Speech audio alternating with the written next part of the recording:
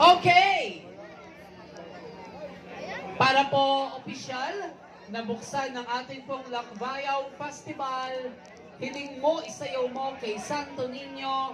Lamang po ang ating pong mga papremyo, pero bago po yan, mayroon po tayong dalawang category ngayong gabi. Ang isa po ay ang tribe category na kung saan ang ating pong mga contingent ay nag-effort talaga sa costume.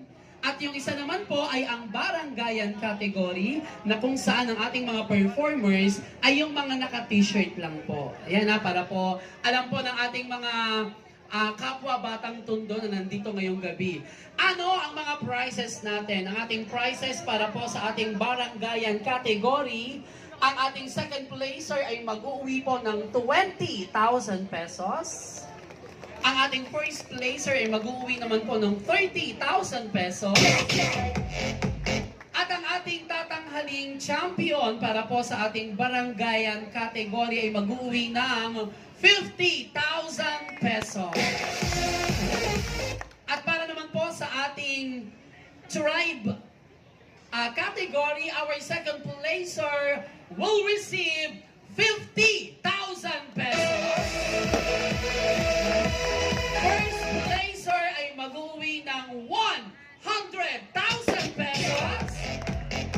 At ang tatanghaling grand champion para po sa ating Lakbayaw Festival 2025 ay mag-uwi po ng tumataginting na 150,000 pesos. Yan po ay handog sa atin ng ating minamahal na Congressman Ernix Dionisio at mamaya 2017 at Paroy Festival sa Libon Albay. Champion of Tanay Honey Festival at Tanay Rizal last 2013 to 2019. Third placer ng Bambante Festival 2020 sa province of Isabela. Pero bago ko po ipagpatuloy ang aking pagpapakilala sa ating susunod na hurado, mga batang tundo, kapiling na po natin, palakpakan po natin ang bagong tundo, bagong kongreso, Congressman Ernix Dionisio.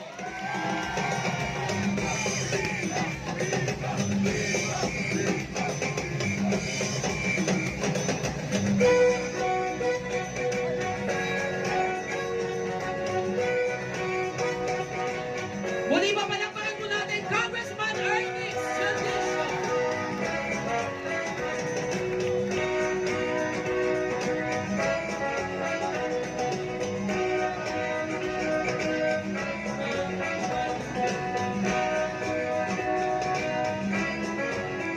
Okay, maraming salamat po and magandang gabi po sa ating minamahal na Congressman Ernix Dionisio. At bilang... Okay! Para po opisyal, nabuksan ng ating pong Lakbayaw Festival, hiling mo, isayaw mo kay Santo Niño, street dance competition, palakpakan po natin mula sa Mandaluyong City, Baguitos Tribe!